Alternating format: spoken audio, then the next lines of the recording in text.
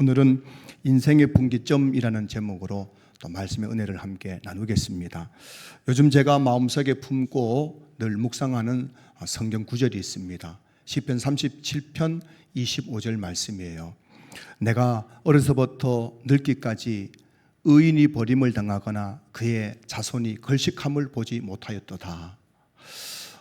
이 말씀을 하루도 몇 번씩 암송합니다. 그리고 마음속에 품고 늘 이 말씀을 묵상하고 있어요. 시편 37편은 다윗의 시입니다. 다윗이 70년을 살았습니다. 30살에 남유다의 왕위에 오른 이후로 그 다음에 70살에 하나님의 부름을 받기까지 40년 동안 왕위에 있었습니다. 70년을 살면서 다윗이 한 가지 중요한 사실을 깨달았어요. 하나님의 그 오묘한 진리를 깨달았습니다.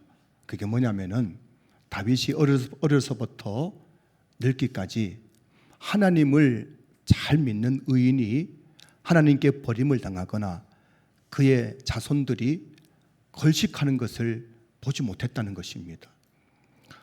저도 사실은 많은 성도님들을 만났습니다. 지난 26년 동안 전도사 시절부터 또 오늘에 이르기까지 크고 작은 교회에서 정말 많은 분들을 만났습니다. 그러니 저에게도 성도님들을 보면서 깨닫는 게 있어요. 그런 것이구나.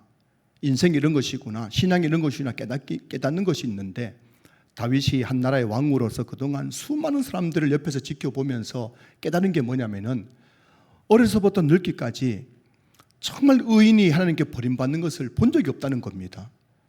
그리고 의인의 자손들 중에서 걸식하고 가난해지는 것을 절대 본 적이 없다는 것입니다. 하나님께서 의인은 반드시 끝까지 책임져 주시고 그의 자녀들도 끝까지 책임져 주신다는 것을 다윗이 목격했다는 것을 고백하고 있는 내용이에요. 얼마나 위로가 되고 힘이 되는지 모릅니다. 그래서 이 말씀이 요즘 너무 좋아요. 한 번씩 신앙생활 하다가 마음속에 이런 두려움, 의문이 생깁니다. 내가 이렇게 열심히 교회를 다니는데, 내가 이렇게 신앙생활 열심히 하는데 혹시 나중에 하나님께 날 버리면 어떻게 하시지? 내 인생을 잘못되게 하면 어떻게 하시지? 우리 아이들 이 문제 때문에 우리 아이들 이거 큰 문제 생기면 어떻게 하지? 이런 막연한 두려움이 생길 때가 있습니다. 그런데요, 저와 여러분들이 하나님 앞에서 정말 의인의 삶을 살아가면 하나님은 절대 우리를 버리지 않는다는 것입니다. 물론 인생에 고난도 있고 어려움을 만나지만 그 고난과 어려움 속에서도 하나님은 절대 우리를 버리지 않는다는 것입니다. 우리 자녀들 키워보면은 자녀들에게도 참 어려움이 많지요. 그래서 우리 아이들이 잘못되면 어떻게 하나 염려가 생기기도 합니다. 그러나 내가 정말 주님 앞에서 의인의 삶을 살아가면 하나님은 반드시 우리 자손들까지도 책임지시고 그들을 걸식하지 않도록 도와주신다는 것입니다. 그래서 이 말씀이 너무너무 힘이 돼요. 저는 이 말씀이 너무 좋습니다. 그래서 이 말씀을 묵상하면서 매일매일 묵상하면서 마음속에 다짐하는 거예요. 하나님, 나도 의인의 삶을 살겠습니다. 나도 의인이 되겠습니다. 그렇게 마음속에 몇 번이고 다짐을 하게 됩니다. 자, 그런데 의인의 삶을 살려면은 의인이 무슨 뜻인지를 알아야 되는 겁니다. 여러분, 오늘날 한국교회 문제가 뭔지 아십니까? 한국교회에 나는 예수님 믿습니다 라고 하는 사람들 많은데 예수님을 믿는다는 것이 무슨 뜻인지를 모르는 거예요.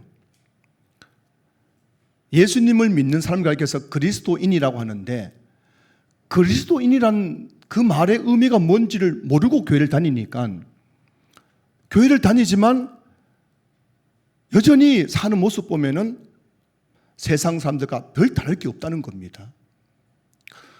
우리가 의인의 삶을 살아가려면 의인이 무슨 의미인지를 알아야 되는 거예요. 사랑하는 성도 여러분, 도대체 다윗이 말했던 내가 어려서부터 늙기까지 의인이 버림을 당하거나 그의 자손이 걸식하는 것을 보지 못하였다 할 때 이 의인은 어떤 의미가 있는 것일까요? 성경이 말하는 의인에 대해서 가장 잘 설명해 놓은 말씀이 시편 1편 말씀입니다. 시편 1편 말씀 한번 보실까요? 복 있는 사람은 악인들의 길을 따르지 아니하며 죄인들의 길에 서지 아니하며 오만한 자들의 자리에 앉지 아니하고 오직 여호와의 율법을 즐거워하여 그의 율법을 주야로 묵상하는도다. 그는 시냇가에 심은 나무가 철을 따라 열매를 맺으며 그 잎사귀가 마르지 아니함 같으니 그가 하는 모든 일이 다 형통하리로다. 악인들은 그렇지 아니하며 오직 바람에 나는 겨와 같도다. 그러므로 악인들은 심판을 견디지 못하며 죄인들이 의인들의 모임에 들지 못하리로다. 무릇 의인들의 길은 여호와께서 인정하시나 악인들의 길은 망하리로다. 아멘. 시편 1편에서는 복 있는 사람과 의인을 같은 의미로 사용하고 있어요. 복 있는 사람은 곧 의인이란 것입니다. 그런 점에서 시편 1편에서 말씀한 의인이란 여호와의 율법을 즐거워하여 그의 율법을 주야로 묵상하면서 악인들의 길을 따르지 아니하며 죄인들의 길에 서지 아니하며 오만한 자들의 자리에 앉지 아니하고 오직 여호와의 율법을 삶 속에서 지켜 행하는 사람, 이것을 가리켜서 시편 1편에서는 의인이라고 말씀하고 있는 거예요. 의인이란 한마디로 하나님 말씀대로 사는 사람입니다. 또 의인이 바로 그리스도인이죠. 여러분, 그리스도인이 무슨 뜻인지 아십니까? 그리스도처럼 살아가는 사람들입니다. 이게 그리스도인이에요. 그리스도께서 어떻게 사셨습니까? 예수님은 이 땅을 살 동안 하나님 말씀대로 사셨습니다. 그 그리스도인이라는 말의 의미가 뭐냐면은 하나님 말씀대로 살아가는 사람, 이게 그리스도인의 의미인 거예요. 의인이라는 말의 의미도 하나님 말씀대로 살아가는 사람, 그리스도인이라는 말의 의미도 하나님 말씀대로 살아가는 사람을 가리키는 겁니다. 그 의인이 곧 그리스도인이에요. 저와 여러분들이 의인, 즉 그리스도인이 되어서 하나님의 말씀대로 살아가면은 어떤 복을 받게 될까요? 시편 1편 3절 보시면은 이렇게 말씀하고 있죠. 그는 시냇가에 심은 나무가 철을 따라 열매를 맺으며 그 잎사귀가 마르지 아니함 같으니 그가 하는 모든 일이 다 형통하리로다. 하나님의 말씀을 즐거워하고 그 말씀을 주야로 묵상하면서 그 말씀을 지키는 삶을 살아가게 되면 하나님께서 그 사람의 인생을 시냇가에 심은 나무와 같은 인생으로 축복해 주신다는 겁니다. 시냇가에 나무를 심어 놓으면 철을 따라 열매를 맺고 그 잎사귀가 마르지 아니함 같은 복을 주신다는 것입니다. 그러니 그가 하는 모든 일들이 형통해질 수밖에 없는 것입니다. 하나님을 믿는다고 하면서도 여전히 내 노력으로 살아가려는 사람들이 있습니다. 내가 노력해야 성공하고, 내가 노력해야 우리 집안이 잘 되고, 내가 노력해야 우리 자식들이 잘 되고, 여전히 하나님 믿는다고 하면서도 내 노력이 내 인생과 우리 가정을 이렇게 세운다고 생각하는 분들이 계시지요. 그런데요, 인생은 결코 내가 노력한 대로 되지 않는다는 것 여러분 많이 경험하셨죠. 인생은 노력한다고 되는 게 아니에요. 이 말씀은 노력하지 말라는 말씀이 아니라 우리가 열심히 살아야 되지만 한 가지 우리가 잊지 말아야 될 것은 내가 노력한다고 다 내 마음대로 되는 것이 아니라 하나님께서 내 노력에 복을 주셔야만 내가 노력한 것에 대한 열매를 거둘 수 있다는 것입니다. 시편 127편 1절 보십시오. 여호와께서 집을 세우지 아니하시면 세우는 자의 수고가 헛되며 여호와께서 성을 지키지 아니하시면 파수꾼에 깨어 있음이 헛되도다. 여러분, 저와 여러분의 가정을 세우는 주체가 누군지 알아야 되는 겁니다. 여호와께서 집을 세우지 아니하시면 세운 자의 수고가 헛된 것입니다. 우리 가정을 세우시는 분, 우리 가정을 일으키시는 분은 내가 아니라 하나님이십니다. 저는 한 번씩 금쪽 같은 내 새끼라는 TV 프로그램과 이혼 숙녀 캠프라는 TV 프로그램을 보게 됩니다. 참 그 보면서 배우는 것이 너무 많아요. 금쪽 같은 내 새끼에 나오는 부모님 중에서 게으른 사람, 대충 사는 사람은 없습니다. 정말 열심히 살아가요. 자식들에게 아낌없이 다 쏟아붓는 겁니다. 그런데도 자식이 내 마음대로 돼야 안 돼요? 안 되더라는 것입니다. 우리 아이가 왜 그런지 모르겠대요. 내가 아이 위해서 사는데 직장생활을 해서 그 돈 가지고 학교 보내고 옷 입히고 좋은 거 먹이고 그렇게 했는데도 불구하고 애들이 이게 이상하더라는 겁니다. 이혼숙녀 캠프를 보면서도 좀 많은 걸 배웁니다. 여러분 중에서 이혼하려고 작정하고 결혼한 분 계세요? 아무도 없는 거예요. 잘 살려고 결혼하는데 열심히 노력하는 거예요. 남편도 아내도. 근데 이게 마음이 안 맞는 거예요. 여러분, 우리가 살아보면 알지만 우리 가정은 내가 노력한다고 자식들이 잘 되는 게 결코 아닙니다. 내가 노력한다고 부부간의 관계가 다 좋아지는 것도 아니더라는 겁니다.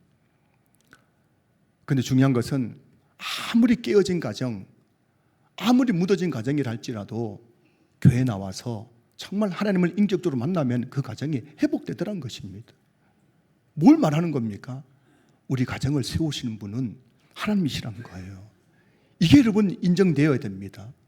가정에서도 그렇지, 내가 이렇게 노력한다고 다 되는 것이 아니라 나도 노력해야겠지만 하나님께서 은혜 주셔야 되고 하나님께서 우리 가정에 복을 주셔야만 우리 가정이 잘 될 수 있다는 것을 인정하면서 온 가족들이 하나님 앞에서 예배드리고 기도하며 나갈 때에 태산같이 큰 문제도 하나씩 하나씩 벗겨지고 해결되고 회복되는 역사가 나타나게 된다는 것입니다.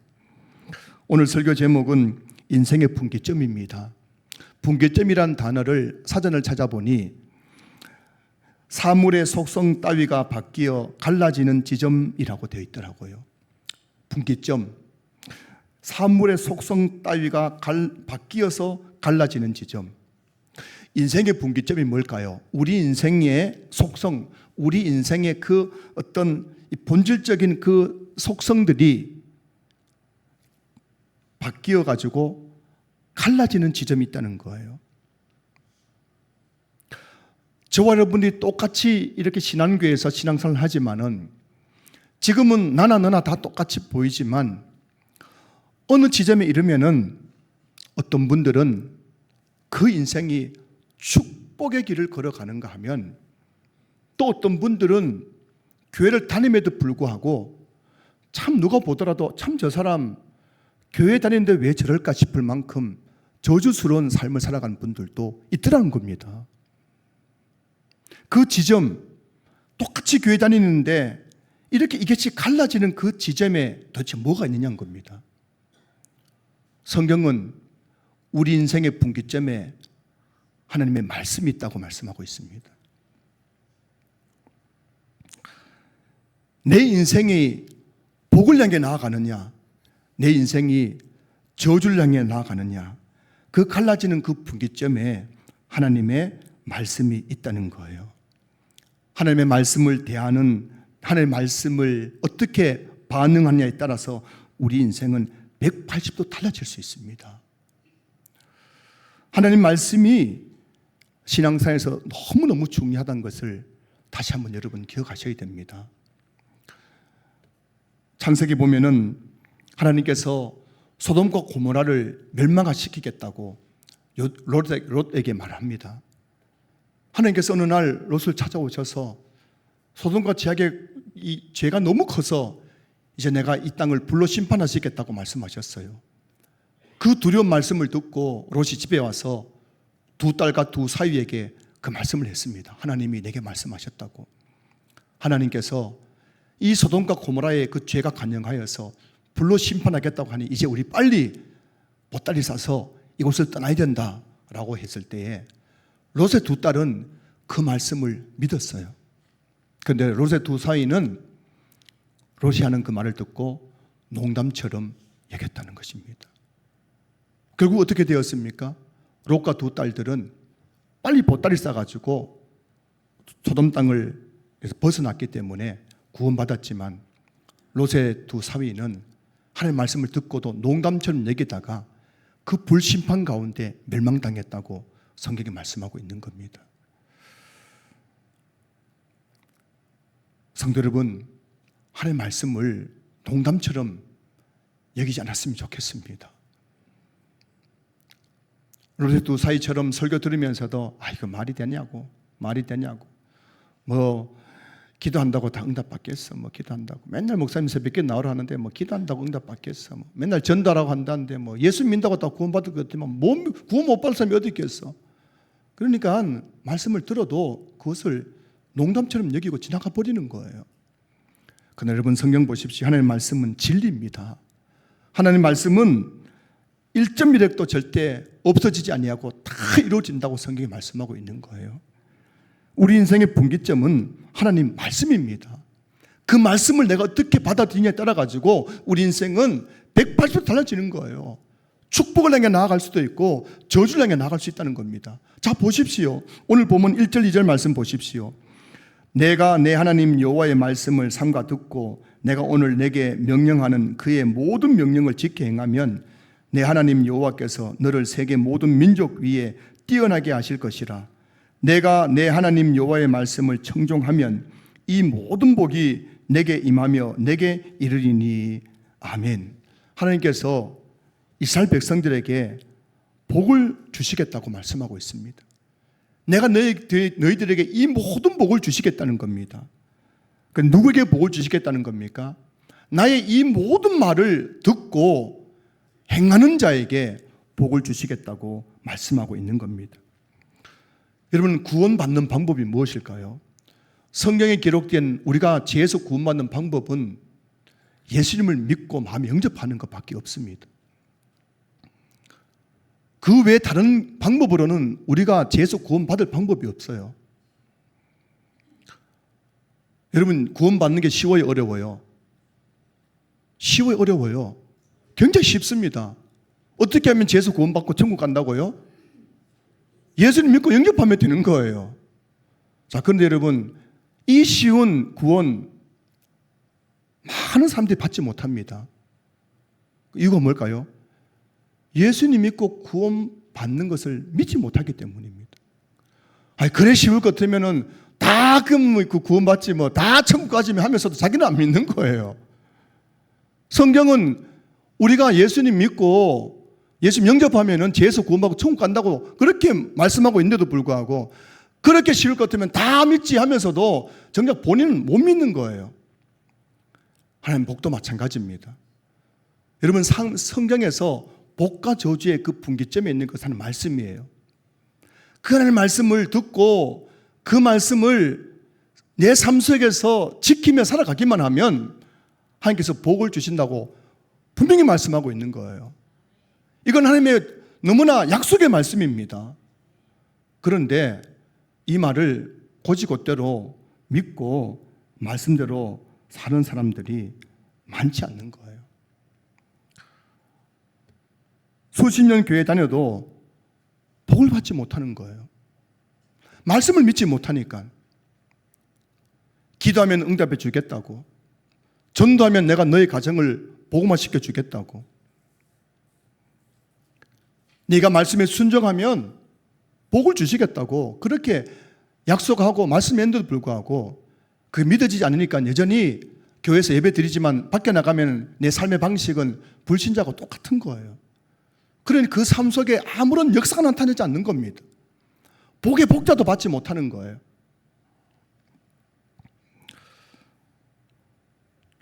하나님께서 우리에게 복을 받는 방법을 말씀해 주셨습니다. 그것은 바로 하나님의 말씀을 듣고 순종하면 복을 주시겠다는 것입니다. 어떤 분이 그러더라고요. 목사님, 꼭 말씀대로 살아야만 복 받습니까? 아니잖아요. 기도해도 복 받잖아요. 기도해도 복 받잖아요. 그러면서 근거로 제시하는 게 뭐냐면 역대상 4장 9절 10절에 나오는 야베스였습니다. 목사님 보십시오. 야베스는 매일 그냥 하나님께 복 달라고 기도했더니만 하나님께서 그에게 기도를 허락해가지고 복을 줬지 않습니까? 나는 비록 말씀대로 살지 못하지만 나도 맨날 그냥 복 달라고 기도하면은 하나님 복 주시지 않겠습니까? 이렇게 말씀하는 분도 계시더라고요. 근데 여러분, 야베스 역대상 4장 9절 10절에 나오는 야베스 이야기를 한번 다시 보십시오. 야베스가 여러분 왜 그렇게 기도했는지 아십니까? 야베스가 하나님께 복을 달라고 기도한 이유가 뭐냐면은 하나님께서 너희들이 기도하면 내가 너희 기도를 응답해 주겠다는 것을 믿었기 때문입니다. 하나님의 말씀을 믿었기 때문이에요. 야베스는 성경 그 본문을 보면은 정말 오랫동안 야베스가 태어날 때 너무 고통스러운 환경에서 태어났습니다. 그래서 어머니가 그 이름을 짓는데 야베스, 고통이라는 이름을 지어줬어요. 너는 정말 고통스럽게 살아갈 아이라는 뜻입니다. 어릴 때부터 고통 속에 있었던 그 야베스가 붙잡은 게 뭐냐면 하나님의 말씀이었습니다. 하나님은 우리가 뭐든 기도하면 응답해 주신다고.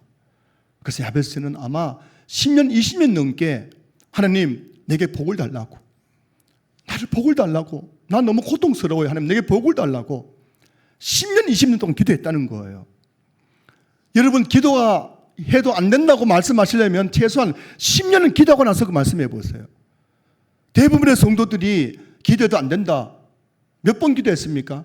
한 달 작전 기도했대요. 한 달 기도해보니 안 되더라, 기도도 안 된다고 결론 내려버린 거예요. 하지만 야베스는 1년, 2년, 10년, 20년 끝까지 기도한 거예요. 그래서 하나님께서 결국에는 그의 기도를 허락하셔가지고 이 야베스가 그에게 나중에 인생에 말년되었을 때 그는 그 지파의 모든 형제 중에서 가장 귀중한 자, 존경자가 된 것입니다. 여러분, 기도하면 복 받는다는 말씀도 결론적이 뭐냐면 말씀대로 사는 거예요. 하나님의 말씀을 듣고 순종하면 어떤 복을 받게 됩니까? 자, 3절부터 6절까지 말씀 보십시오. 3절부터 6절까지 말씀 보시면은 성읍에서도 복을 받고 들에서도 복을 받고 내 몸의 자녀와 내 토지의 소산과 내 짐승의 새끼와 소양의 새끼가 복을 받을 것이며 내 강주리와 떡반죽 그릇이 복을 받을 것이며 내가 들어와도 복을 받고 나가도 복을 받을 것이니라. 하나님 말씀에 순종하며 살아가면요, 하나님 말씀을 지키며 살아가면 이와 같은 복을 하나님께 주신다는 겁니다. 그리고 오늘 본문 7절부터 14절까지는 하나님의 말씀을 지키며 살아갈 때 받는 복을 구체적으로 설명하고 있어요. 오늘 숙제 하나 드리겠습니다. 아니, 예배 드리는 것도 힘든데 숙제까지 냈다니. 그래서 오늘 본문 7절부터 14절까지 집에 가서 한번 읽어보십시오. 내가 하나님의 말씀대로 살아갈 때에 하나님께 내게 어떤 구체적인 복을 주는지 한번 읽어보십시오. 이 복을 말씀을 듣고 순종한 자에게 주시겠다고 약속해 주신 것입니다. 반면에요, 오늘 보면 15절을 보십시오. 내가 만일 네 하나님 여호와의 말씀을 순종하지 아니하여 내가 오늘 내게 명령하는 그의 모든 명령과 규례를 지켜 행하지 아니하면 이 모든 저주가 내게 임하며 내게 이를 것이니. 여러분, 오늘 15절 말씀 보시면은 하나님께서 이스라엘 백성들에게 말씀하고 있는 겁니다. 이방인이 아니에요. 불신자가 아니라 하나님 백성들에게 말씀하시는 겁니다.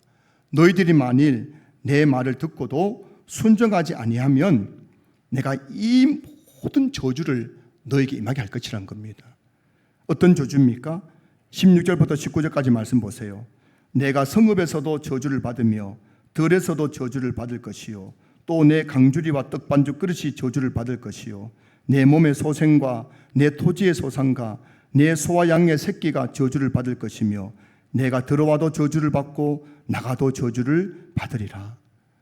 여러분, 하나님의 말씀을 듣고도 순종하지 않으면 우리 삶의 모든 영역 가운데 저주가 임하게 될 것이라는 겁니다.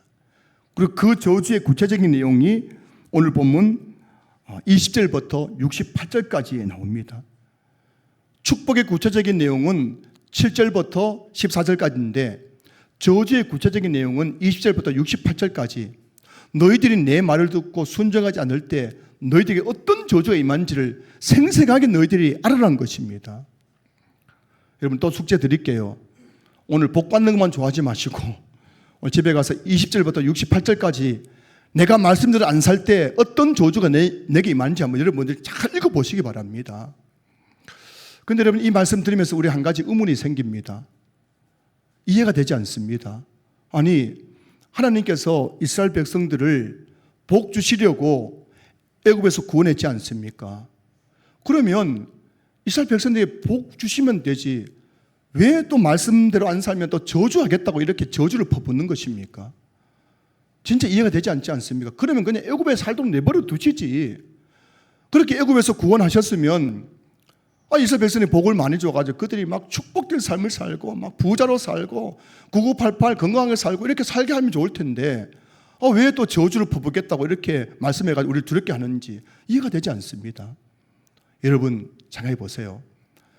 건강한 사람은 건강의 소중함을 알까요 모를까요? 절대 모릅니다. 저는요 이 치아가 아픈 사람을 이해 못했습니다.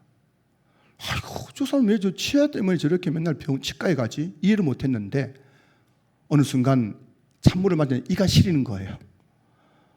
그래서 요즘은 찬물을 못 마셔요. 찬물로 양치질을 못합니다. 이가 튼튼하다는 게 이렇게 소중한 것이구나 이제 깨닫습니다. 저는 병원 가본 적이 별로 없어요. 왜 사람들이 아픈지 몰랐어요. 근데 여러분 한 번씩 독감에 걸리고 또 감기 몸살 걸려서 맨날 며칠을 시름시름 앓으면서 이게 참 건강한 것이 소중한 것이구나 깨닫게 됩니다. 여러분 부자들은 돈 많은 것이 얼마나 복된 것인지 알까 모를까요? 절대 모릅니다. 저 형님이 그러더라고요. 제가 대학교 이제 사무소에서 대학 갔는데 저보고 야 너도 빨리 운전면허증을 따라는 겁니다. 그냥 저는 돈이 없거든요. 그래서 그 운전면허 따라 그럼 내가 너에게 운전면허 학원 갈 수 있는 돈을 주겠다 그런 줄 알았거든요. 그럼 제보가 하는 말이 너 운전면허 따라는 겁니다. 그 속으로 돈 있어야 따지. 그 형님은 그때 직장을 다니고 대기업에 다녀가지고 자기 남들은 그래도 뭐 먹고 살만하니까는 다 자기 같은 줄 아는 거예요. 근데 여러분 사람이 가난하면요 정말 돈 한 푼이 얼마나 소중한지 아는 거거든요. 그래서 가난한 사람들이 돈을 벌면 더 구두수가 될 가능성이 굉장히 많습니다. 왜냐하면 진짜 가난을 겪어봤기 때문이거든요. 만약 여러분 하나님께서 이스라엘 백성들을 애굽에서 구원하셔가지고 광야에서 가나안 땅에서 복만 줘 보십시오. 그 복이 귀한 줄 알까 모를까요? 절대 모르는 겁니다. 내가 잘나서 그런 줄 아는 거예요. 오늘 본문을 보시면 하나님께서 오늘 본문에서 하는 핵심이 뭐냐면은 내가 너희들에게 복을 주겠다는 겁니다. 너희들이 내 말에 순종하면 복을 주겠다는 겁니다. 다만 너희들이 내 말에 순종하지 않을 때 어떤 저주가 임한지를 보라는 것입니다. 저주가 목적이 아니라 복이 목적인 거예요. 말씀대로 살지 않아서 저주받은 사람들을 보면서 깨달으는 겁니다. 말씀대로 살지 않으면 이런 엄청난 저주를 받기 때문에 너희들이 내 말에 순종해서 꼭 복받는 인생을 살라고 하나님께서 말씀하고 있는 거예요. 지난 주일 어느 성도님이 제게 이런 말씀을 하셨습니다. 교회에 나가서 이제 성경 읽으라 하니까는 이분이 성경 읽었다는 겁니다. 초신자인데 창세기를 읽고 출애굽기를 읽다가 출애굽기 20장 5절에 이제 읽을 때가 되는 겁니다. 출애굽기 20장 5절 이렇게 나와 있어요. 나 내 하나님 여호와는 질투하는 하나님인즉 나를 미워하는 자의 죄를 갚되 아버지로부터 아들에게로 3, 4대까지 이르게 하거니와. 이 말씀을 듣고 마음속에 두려움이 생겼다는 겁니다. 아이고 하나님 잘못 믿다가 3, 4대까지 벌을 받으면 내가 이런 하나님 어떻게 믿겠나 싶어서 성경책을 탁 덮어버리고 그때부터 하나님을 더 멀리하게 됐대요. 벌 주는 하나님, 3, 4대까지 막 죄를 갚는 하나님, 무서워서 믿겠습니까? 그분의 표현인 거예요. 자, 그런데 오늘 말씀은 출애굽기 20장 5절 말씀보다 더 무시무시한 말씀입니다. 어떤 말씀입니까? 하나님의 말씀을 듣고도 순종하지 않으면 너희들 삶에 온갖 저주를 퍼부어 버리겠다는 것입니다. 얼마나 무서운 말씀입니까? 어제 어떤 성도님을 신방했는데 이분이 이런 간증을 하셨어요. 이분의 할아버지가 교회 다니는 아버지 어머니를 굉장히 핍박했다고 합니다. 제게 말씀하신 분의 부모님이 교회 다니고 그 할아버지 교회를 안 다녔는데 그래서 그 할아버지가 그 아버지 어머니 교회 못 가게 한다고 어머니 머리카락을 막 가위로 다 잘라버렸대요. 자르니까 먹이니까 이게 형편이 없을 거 아닙니까? 그런데도 어머니가 수건을 두르고 막 그래도 주일 예배에 가시더란 겁니다. 그러니까는 이 할아버지가 그 아들 며느리 교회 못 가게 한다고 온갖 저주를 퍼부었대요. 온갖 저주를. 너 교회 나가면은 막 너희 네 자식들 망할 것이다. 네 교회 나가면은 네 병들어 죽을 것이다. 교회 나가면 안 된다. 우리 집안은 조상대대로 제사 지내고 조상신을 섬겼는데 네 교회 나가면은 너는 그냥 다 끝날 것이다. 실패할 것이다. 이런 온갖 저주를 퍼부었대요. 그걸 어릴 시절에 그걸 다 들었다는 겁니다. 그리고 수십 년이 흘렀어요. 근데 어제 그분이 제게 울면서 하는 말씀이, 목사님, 그때 할아버지 저주가 제게 임한 것 같아요. 제가 이렇게 힘든 게 그때 할아버지 저주 때문인 것 같아요 라고 제게 말씀하시는데, 물론 이게 신학적으로 맞는 말씀은 아니지만, 여러분, 사람이 내게 저주를 퍼부어도 얼마나 두렵습니까? 그래요, 안 그래요? 누군가 여러분에게 너는 가다가 교통사고 죽을 것이다 이러면은 진짜 교통사고 날까 봐 두렵지 않습니까? 사람이 사람에게 저주를 퍼부어도 얼마나 두렵습니까? 그런데 여러분, 오늘 본문 보십시오. 하나님께서 저주를 퍼부고 있는 겁니다. 너희들이 만약 내 말을 듣고도 순종하지 않으면은 내가 이와 같은 저주를 너에게 퍼부을 것이다. 여러분 생각해 보세요. 얼마나 무서운 말씀입니까? 하나님이 우리를 저주하는데 우리가 잘 될 수 있겠습니까? 하나님이 나를 저주하시는데 내가 노력한다고 되겠어요? 내가 잘났다고 되겠어요? 내가 많이 가졌다고 내가 잘 될 수 있겠습니까? 사랑하는 성도 여러분, 하나님을 믿는다는 것은 하나님의 말씀을 믿는 것을 의미합니다. 따라해 보세요. 하나님을 믿는 것은 하나님 말씀을 믿는 것이다. 만약 어떤 분이 나는 하나님 믿습니다 라고 만난다고 쳐봅시다. 그럼 그분이 진짜 하나님 믿는지 안 믿는지 뭘 보면 알 수 있을까요? 딱 한 가지 보면 아는 겁니다. 그분이 하나님 말씀대로 사는지 안 사는지 보면 아는 거예요. 내가 아무리 하나님 믿는다고 하지만은 그 삶을 보니까는 하나님 말씀이 전혀 없어요. 그 사람은 하나님 믿는 게 아닙니다. 여러분, 하나님 믿으십니까? 여러분 진짜 하나님 믿는다면 여러분 삶 속에 말씀이 있어야 됩니다. 문득문득 살아가면서 거짓말 하라고도 이러면 안 되지. 내 거짓말하는 것은 지옥에 가는 죄라고 했는데, 남을 험담하는 것도 이러면 안 되지. 이게 요한계시록 보면 지옥 가는 죄라고 하는데, 살인자, 우상숭배자, 거짓말하는 자, 남 험담하는 자 지옥불에 던질 거라고 했는데 내 이러면 안 되지. 그러면서 자꾸 말씀을 내 삶에 적용하는 겁니다. 이게 진짜 하나님 믿는 사람이죠. 일주일 살면서도 전혀 말씀이 없어요. 머릿속에 있는 말씀도 없고 성경도 안 보고 삶의 방식은 불신자가 똑같은 거예요. 정말 죄송하지만 그분은 하나님 믿는 게 아닙니다. 그래서 신앙생활을 가리켜서 한마디로 말하면 말씀 생활이라고 합니다.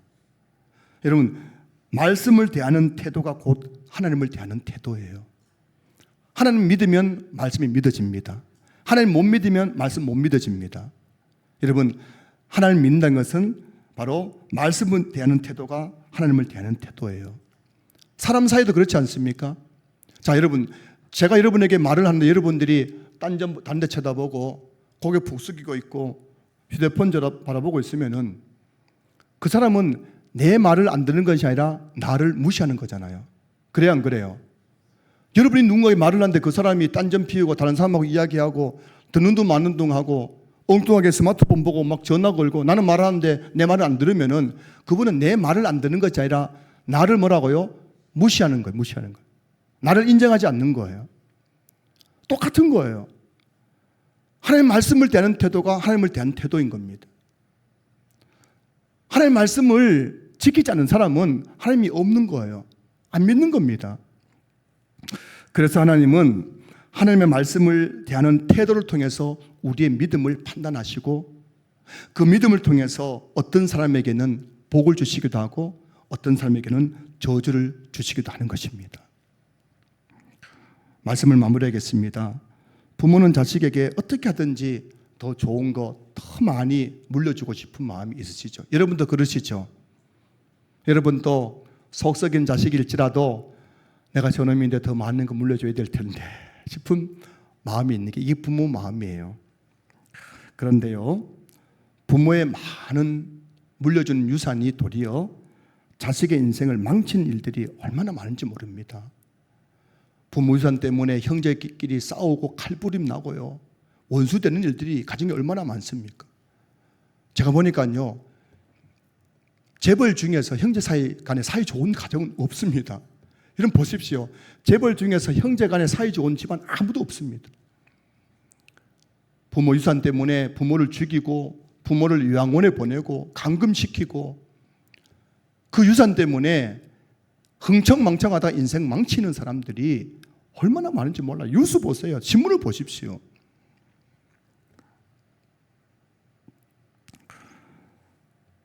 무조건 물려준다고 좋은 게 아니에요. 부모가 물려준 그 유산을 관리할 수 있는 준비가 되어야 그 유산이 정말 자녀들에게 유익이 되는 것입니다. 자녀에게 축복이 되는 거예요. 그러니까 여러분들이 무조건 물려주려고는 하지 마시고 내 자녀가 이 부모가 고생해서 번 이 돈의 의미가 뭔지를 알도록 가르쳐야 됩니다. 그거 없이 여러분 물려주면요, 자식의 인생 망칩니다. 형제 간의 의회를 다 끊어버리는 거예요. 하나님은 우리에게 복을 주기 원하십니다. 제가 성경을 읽고 연구하면서 내린 결론은 하나님은 우리인데 복을 주고 싶어서 미칠 지경인 분이신 거예요. 우리에게 복을 너무너무 주고 싶어 하시는 거예요. 할렐루야. 하나님이 여러분보다 훨씬 더 우리를 사랑하시고 우리에게 복을 주고 싶어서 지금 안달이 나 계신 겁니다. 그런데 복을 줄 사람이 없는 거예요. 주고 싶어도 못 주는 겁니다. 여러분 알고 계시죠? 우리나라와 미국하고 똑같이 연구했다고 합니다. 로또 복권 1등 당첨되어 가지고 잘된 사람은 0.1%도 안 된대요. 여러분 생각할 때는 나는 안 그래, 나는 로또 복권 당첨 1등 되면 나는 잘 살 수 있을까 할지 모르지만 로또 복권 1등 당첨돼 가지고 진짜 잘된 사람은 0.1%, 99.9%는 그 로또 복권 1등 당첨 다음에 인생 다 망가졌습니다. 그 전보다 더 못해졌어요. 완전히 폐인돼 버렸다는 겁니다. 이혼하지요, 자식들 탈선하지요, 알코올 중독 빠지지요, 마약 중독에 빠지지요, 빚 때문에 올랐지요. 로또 복권 1등 당첨돼가지고 그 많은 돈 받으니까 이건 내가 돈 쓸 줄 모르는 거예요. 이 관리할 줄 모르니까는 이게 완전히 그 사람의 인생을 망쳐버리는 겁니다. 복도 마찬가지입니다. 만약 하나님께서 우리에게 로또 복권 1등보다 더 좋은 게 한 복 아닙니까? 그래야 안 그래요? 로또 복권 1등 당첨돼봐 고작 3, 40억 되지만은 하나님의 복을 거기에 견줄 수 있겠습니까? 하나님의 복을 주셨는데도 그 복을 관리할 준비가 안 되시면은 그 복이 도리어 우리에게 해가 되는 거예요. 그래서 하나님은 누구에게 복을 주시느냐? 복을 받을 준비가 된 사람에게 복을 주시는 겁니다. 하나님 복을 받는 준비가 뭐냐? 하나님 말씀을 듣고 순종하는 거예요. 이게 된 사람, 하나님 말씀을 듣고 그 말씀에 순종할 수 있는 훈련된 사람, 준비된 사람에게 복을 주면 그 복이 그 사람의 평생에 유익이 되고 이걸 통해 하나님께 영광을 돌리게 되는 겁니다. 이게 안 된 사람에게 복 주면요, 도리어 하나님의 영광을 가려버리는 거예요. 그 인생 망하게 하는 겁니다. 사울왕을 보십시오. 엄청난 복을 줬는데 결국 말씀에 불순종하다가 비참하게 다 멸망당했지 않습니까?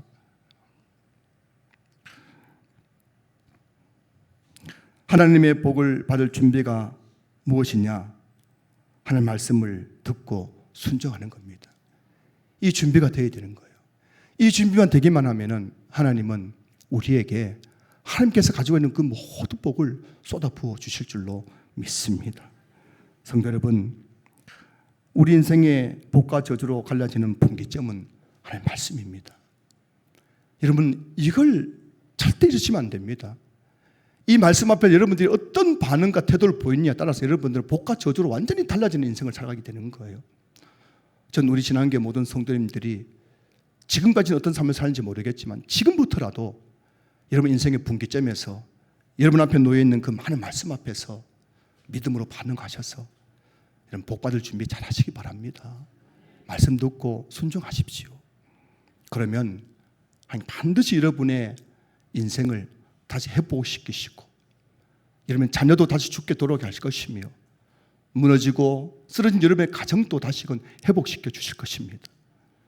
저는 우리 신앙교 모든 성도님들이 거듭거듭 부탁드립니다. 하나님 말씀 앞에서 제대로 반응하십시오. 무슨 말씀을 주시든지 그 말씀은 진리이며 그 말씀은 반드시 내 삶 속에 이루어지는 줄 알아서 그 말씀에 순종하는 길을 걸어가면 여러분의 앞날에는 하나님의 축복이 기다리고 있을 줄로 믿습니다.